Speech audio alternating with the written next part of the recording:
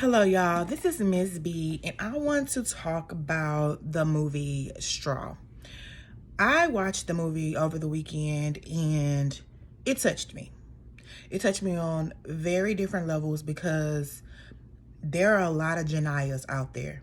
If you don't know who Janiyah is, if you have not watched the show, spoiler alert, if you want to see it, I'm going to break down the movie, but in a different way. Janiyah is actually Taraji P. Henson's character.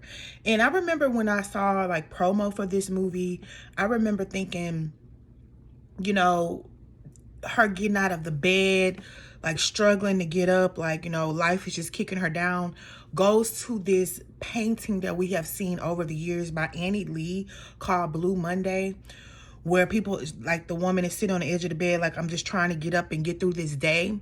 And I started to see more on socials as of lately and things going on in the world. People was like, oh yeah, growing up seeing this poster, now I understand it. And to me, that resonates with Janiyah. So in the movie, Janiyah gets up, she's getting her daughter ready, she's getting, she can't afford her rent. So her landlord is like, if you ain't got that money, by the end of the day, y'all, your stuff gonna be out on the street. She just ignores it. You have Sinbad in there who made a entrance. Good to see Sinbad. I know his health wasn't well, but it was good to see Sinbad. Then, she drops her daughter off at school, and the daughter doesn't have lunch money. So she was like, I'm just come back and give her $40 so she can eat lunch. So she goes to work. She works in a grocery store.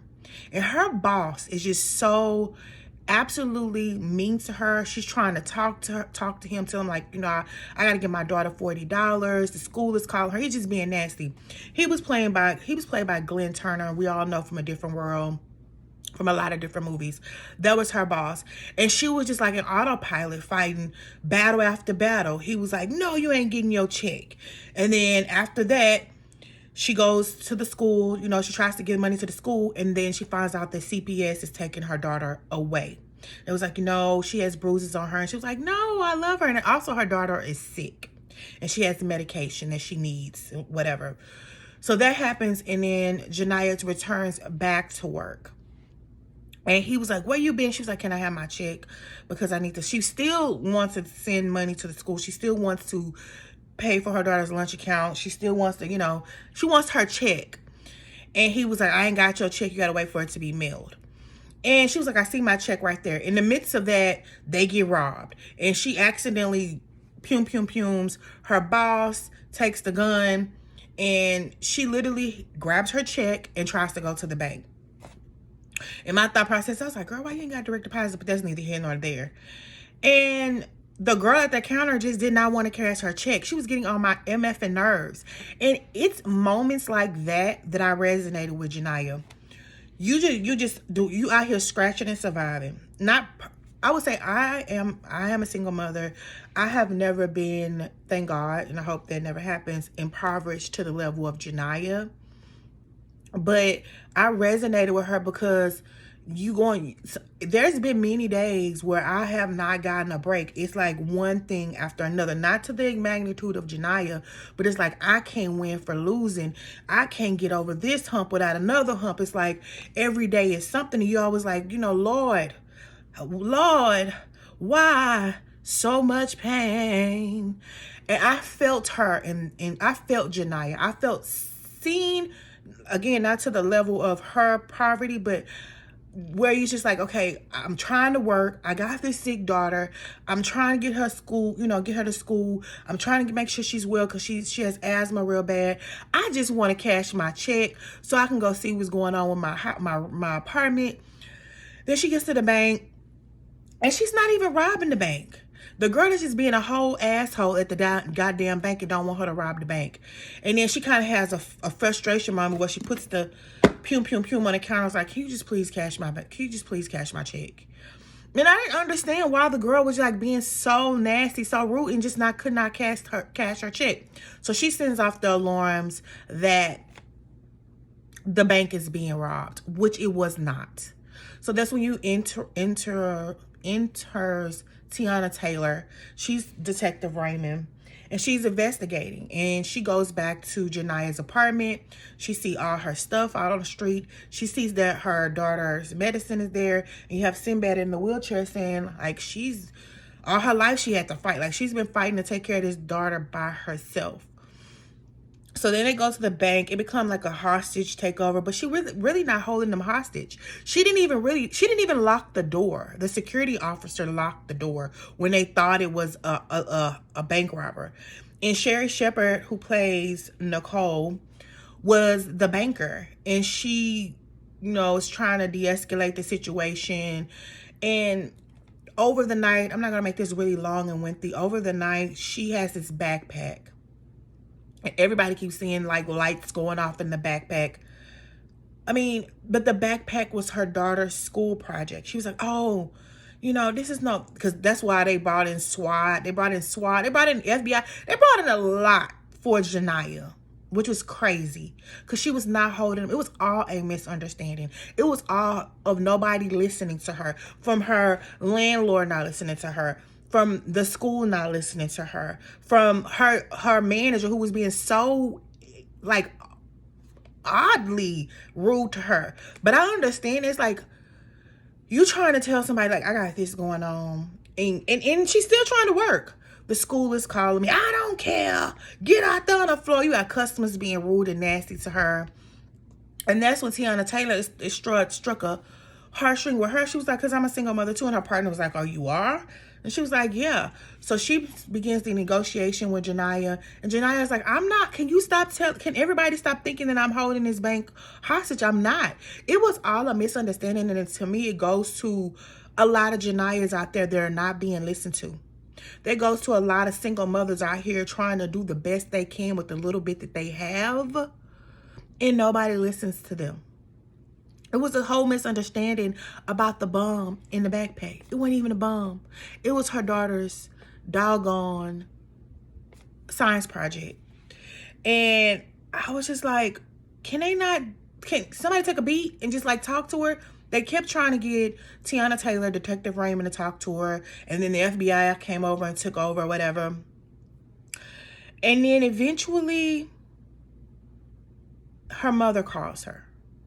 It says to her, Janiah, why are you holding these people at the bank? Mind you, before her mother calls, she's letting people out the bank. There was an elderly lady. She let everybody sit down.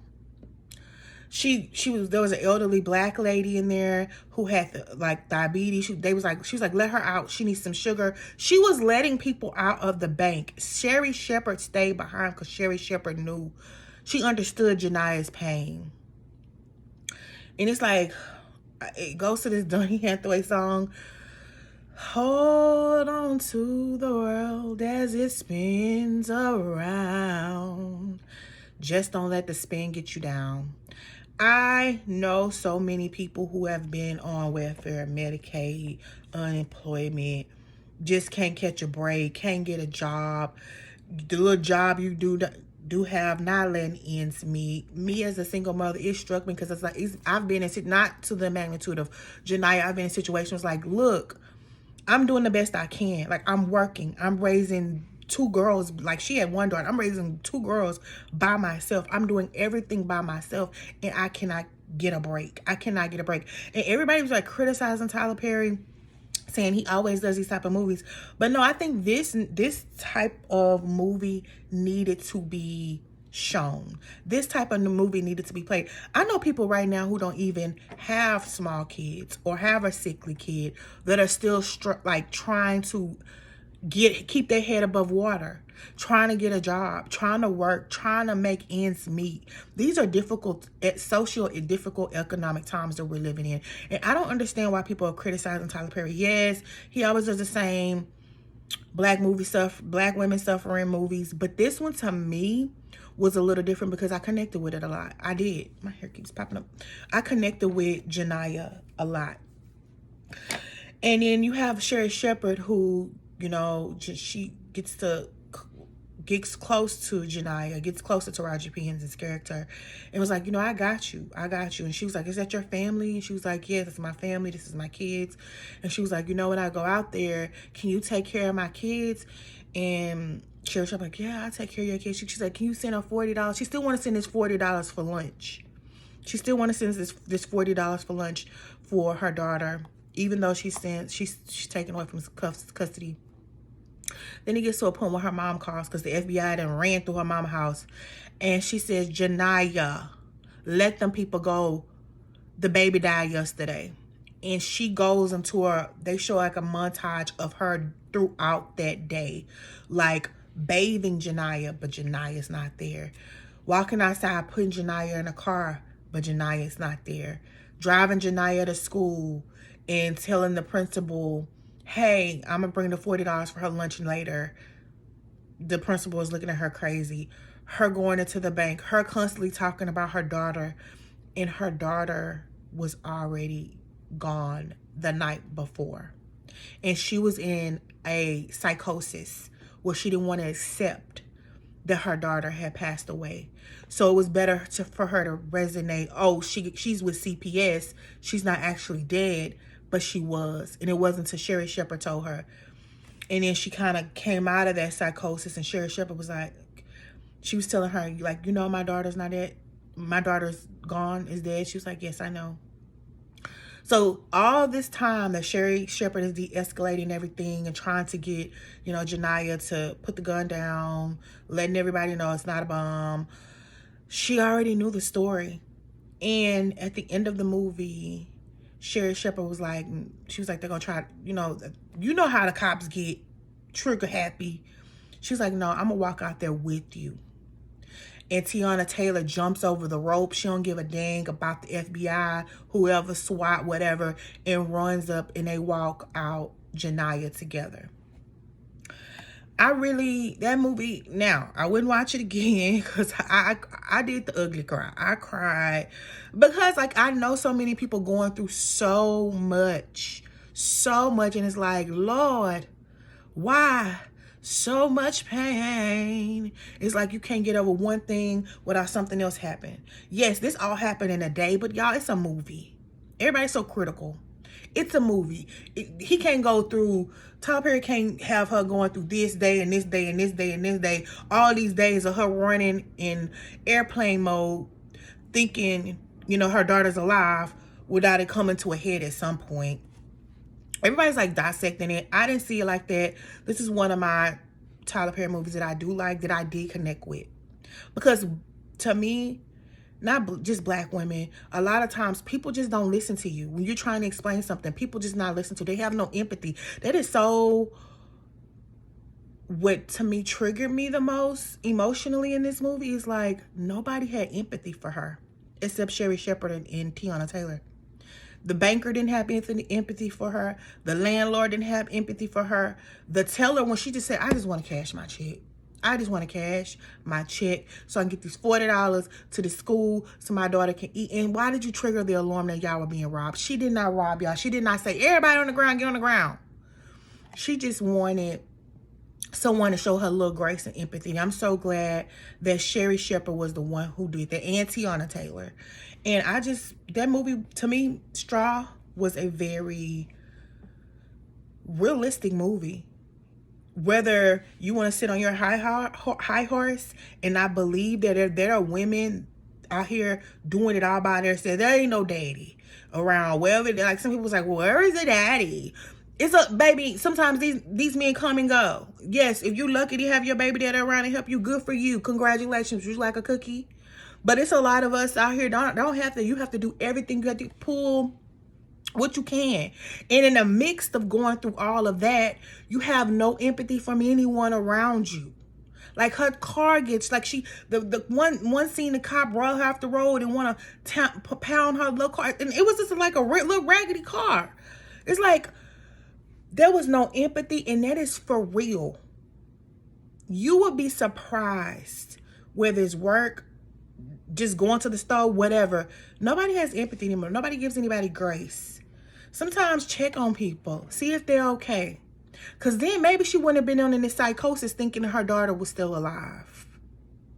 So I connected to Straw.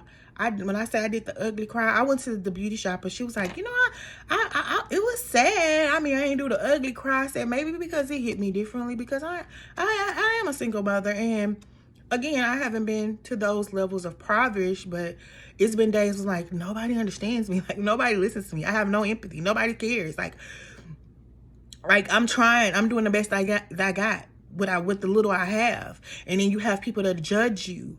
Oh, well, why you ain't do this? Or go get 5 or 6 jobs, or do it like this, and trying to tell you how to run your life when you just need somebody to say, girl, what you need me to help you with? You need me to help with the baby? You need me to help with this, whatever. All of that's going, the key word to me, there's no more village.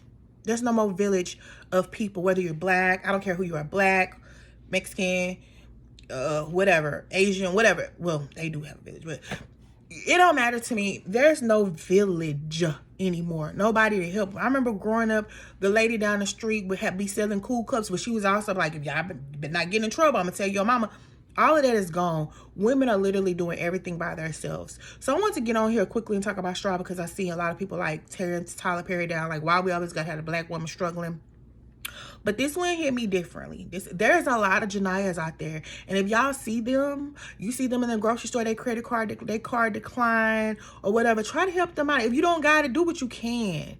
What happened to grace and empathy and having love for one another? Like, that's going out completely out the window. But anyway, y'all, I don't want to keep it on too much longer. I enjoyed Straw. It pulled my heartstrings. I did the ugly the ugly cry, because I understood her. I understood her so well. I understood like sometimes looking up the sky, like, Lord, how much more I'm gonna have to take. And you're not supposed to question God, but it's like, and you pray, you cry, you pray, and nothing seems to be going right. And all, like, in a day, your life can just be topsy-turvy all around the world. And it was just, to me, thank you, Tyler, for this movie. It was needed, especially in this climate. But anyway, y'all, that was my recap on Straw. Please like, comment, and subscribe. Please like, comment, and subscribe.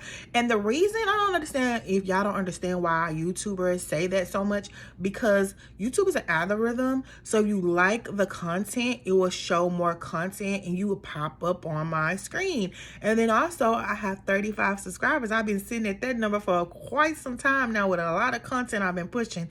Please subscribe, y'all. And let me know your thoughts in the comments of what you thought about Straw and how it made you feel. Yes, there's a lot of missing pieces and da-da-da-da-da, but the main synopsis of the story, how did you feel? How did you come away from watching Straw, and how did that make you feel? Anyway, bye, y'all.